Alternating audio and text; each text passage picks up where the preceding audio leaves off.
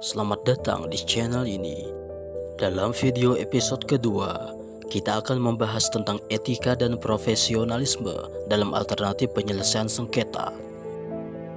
Mulai dari peran etika dalam proses penyelesaian sengketa melalui mekanisme alternatif, profesionalisme para pihak, khususnya mediator, arbiter, dan konsiliator, mempengaruhi efektivitas penyelesaian sengketa alternatif, serta tantangan yang dihadapi dalam penerapan etika dan profesionalisme dalam penyelesaian sengketa alternatif, serta solusinya. Semuanya akan kita ulas di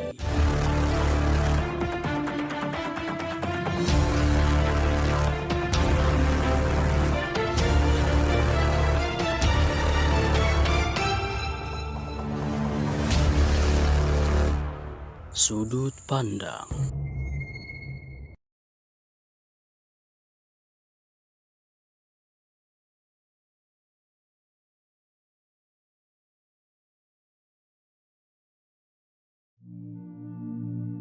Pernahkah kalian mendengar tentang alternatif penyelesaian sengketa?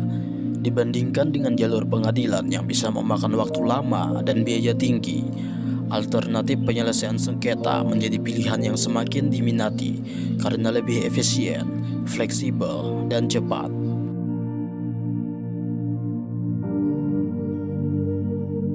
Alternatif penyelesaian sengketa mencakup berbagai metode seperti mediasi, arbitrase, negosiasi, dan konsiliasi.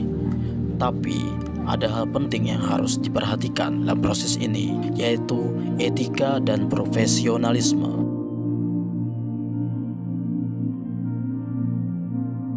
Etika dalam alternatif penyelesaian sengketa berperan menjaga keadilan dan transparansi. Seorang mediator atau arbiter harus bertindak adil, menjaga kerahasiaan, dan tidak berpihak. Sementara itu, profesionalisme mencakup kompetensi hukum dan kemampuan komunikasi yang baik agar proses penyelesaian berjalan dengan lancar.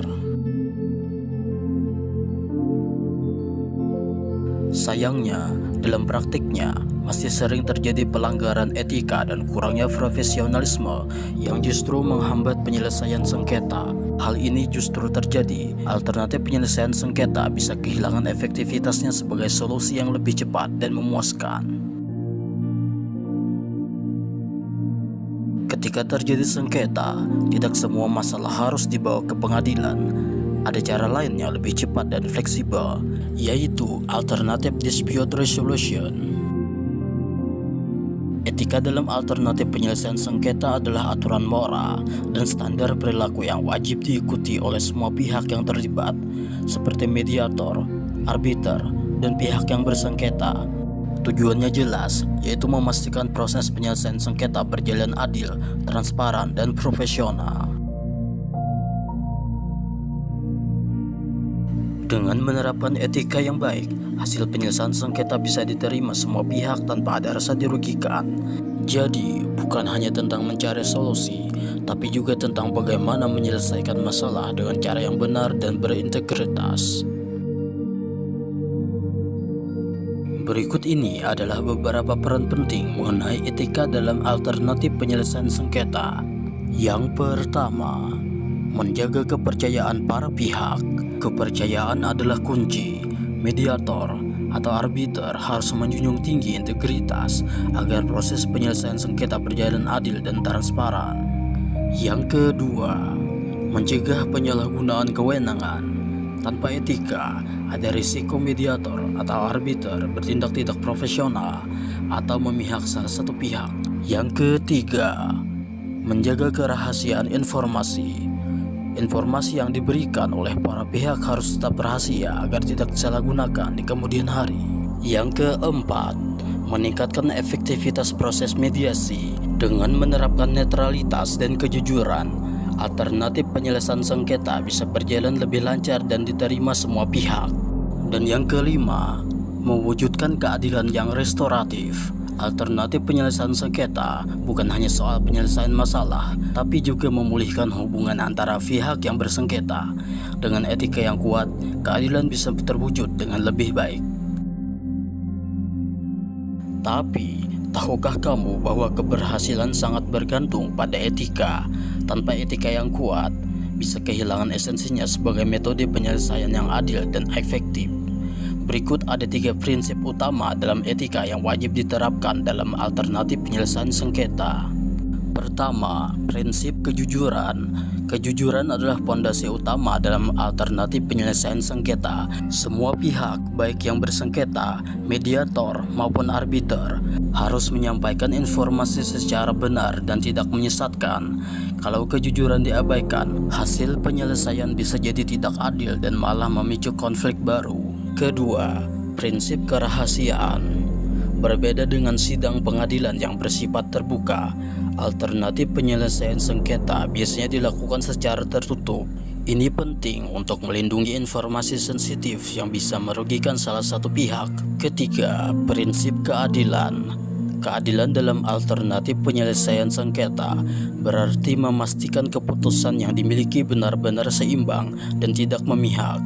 Mediator atau arbiter yang beretika akan memastikan hak dan kewajiban kedua belah pihak diperhitungkan dengan adil tanpa diskriminasi.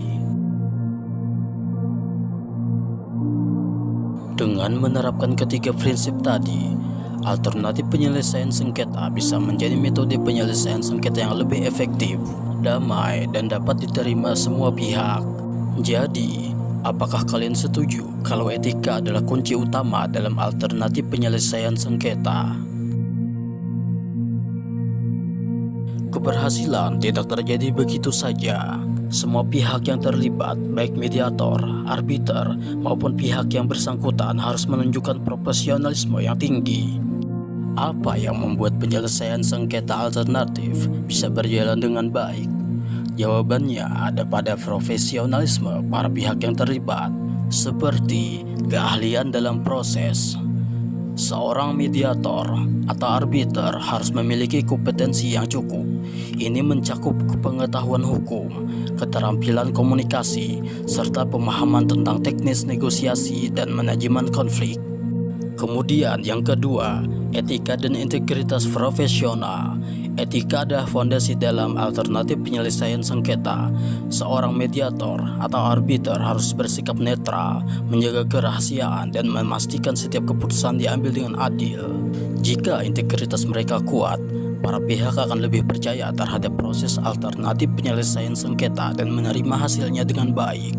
Kemudian yang ketiga, komitmen terhadap keadilan dan efisiensi. Profesionalisme dalam alternatif penyelesaian sengketa bukan cuma soal keterampilan, tapi juga soal memastikan keadilan. Mediator harus memberikan ruang yang setara bagi kedua belah pihak untuk menyampaikan argumen mereka. Selain itu, efisiensi juga penting. Alternatif penyelesaian sengketa yang dilakukan secara profesional bisa menyelesaikan sengketa lebih cepat tanpa mengorbankan kualitas keputusan. Jadi, kalau ingin alternatif penyelesaian sengketa berjalan efektif dan adil, keahlian, etika, dan komitmen terhadap keadilan harus selalu dijaga. Alternatif penyelesaian sengketa memang menjadi solusi penyelesaian sengketa yang lebih cepat dan fleksibel. Tapi, tahukah kalian bahwa dalam praktiknya ada banyak tantangan yang bisa menghambat proses ini? Berikut tantangan utama dan solusinya. Tantangan yang pertama yaitu netralitas mediator yang dipertanyakan. Kadang ada mediator atau arbiter yang dianggap berpihak pada salah satu pihak. Kalau ini terjadi, hasil penyelesaian sengketa bisa dianggap tidak adil. Solusinya adalah pemilihan mediator harus transparan dan berdasarkan kompetensi serta rekam jejak yang baik. Tantangan yang kedua adalah kurangnya pemahaman pihak yang bersengketa. Banyak pihak yang belum sepenuhnya memahami bagaimana alternatif penyelesaian sengketa bekerja, sehingga mereka ragu untuk menggunakannya. Solusinya adalah dengan sosialisasi dan edukasi tentang alternatif penyelesaian sengketa perlu ditingkatkan agar lebih banyak orang yang memahami manfaat dan prosedurnya. Tantangan yang ketiga yaitu pelanggaran kerahasiaan informasi. Informasi yang dibagikan harus dijaga kerahasiaannya. Jika terjadi kebocoran data, maka bisa merugikan salah satu pihak. Solusinya adalah penerapan kode etik yang ketat dan adanya sanksi bagi mediator atau pihak yang melanggar kerahasiaan. Dan tantangan yang keempat, kurangnya profesionalisme mediator atau arbiter. Tidak semua mediator memiliki keahlian dan pengalaman yang cukup untuk menangani sengketa secara efektif. Solusinya adalah pelatihan dan sertifikasi mediator harus ditingkatkan agar mereka benar-benar kompeten dalam menjalankan tugasnya. Menghadapi tantangan tersebut memang tidak mudah, tapi dengan penerapan etika dan profesionalisme yang kuat, alternatif penyelesaian sengketa tetap bisa menjadi metode penyelesaian sengketa yang efektif dan terpercaya.